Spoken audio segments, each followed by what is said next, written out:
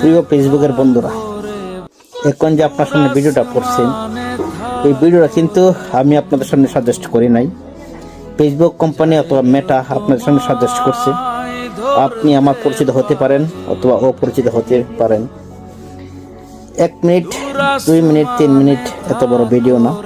10-15 second, 20 সেকেন্ডের ভিডিওতে আপনি আমারটা না দেখে স্ক্রল করে চলে যান।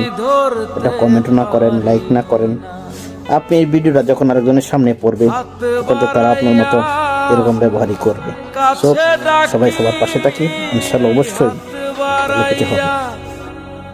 কাছে ডাকি চাইলেও তোমায় ছুঁইতে পারি না, তোমায় ছাড়া রইতে পারি না। দূর আসমানে থাক